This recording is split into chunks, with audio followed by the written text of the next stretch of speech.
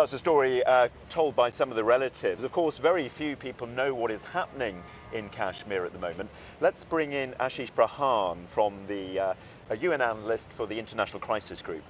What is happening in Kashmir? Are these stories that we're hearing quite as bad as they're made out to be? I think so. I mean, I think the biggest headline thing for a crisis group has been the ongoing curfew. I mean, I think it's day 55 or so of a complete lockdown, security-wise, communications-wise. People have been detained, and thousands of people from what we understand, and a huge security presence in the region, and the exact numbers of which are still unclear. And all of that points to the fact that it's been a almost 2 months long detention for a region of 8 million people, which is quite an issue of concern on top of all the political issues that go with Kashmir. Is the UN operation itself being affected? It has been.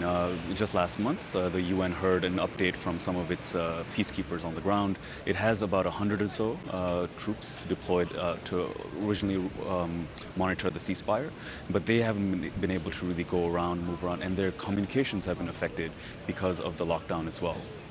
So what can the UN do about this? Is there anything the UN can do about this? Well, if you go back to the speeches today, which I know you've talked about earlier, Prime Minister Imran Khan really called on the UN to try to play a role, versus, if you look at Prime Minister Modi's speech, he didn't mention Kashmir at all, didn't obviously mention any UN role.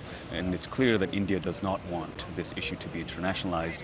Pakistan, meanwhile, does, but at the same time, the big powers, the P5 outside of China, don't really see a role for the UN. And the Security Council has been fairly silent. It had one informal meeting last month at the height of the crisis, but since then, very little. There's no statements issued, no official condemnation.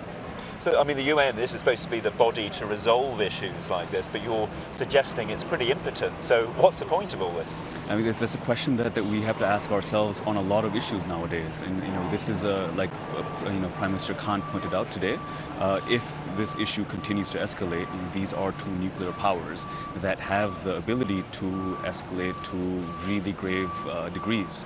And if you look at a situation like that is as flammable, there are a lot of triggers over the next few weeks and months. If the curfew is lifted and if there are some attacks in Kashmir on Indian security forces, will Delhi blame Islamabad? Will that lead to an escalation? All very feasible. And at the same time, this body, the Security Council, should be the place where some of these differences are managed. Unfortunately, I think what we're seeing is the big powers are prioritizing some of their bilateral ties over the sort of international peace and security. And of course they have fought wars over Kashmir before, and as you say, they're now both nuclear powers. This is a very worrying time, isn't it, for the international community as a whole? Completely. And the biggest thing for me has been just, again, the fact that here at the halls of the General Assembly, today we've seen a lot of expression and outrage about what's happening in Kashmir, but otherwise fairly silent. There are very few forums to discuss this. There's no official channel of communication between India and Pakistan at the moment. The lines have been frozen for a number of years, actually, I think it's since 2016. So if they're not sitting down and talking, how can they ever come to a compromise? Will there be a need for an escalation before the big powers take notice? Unfortunately, that seems to be the case.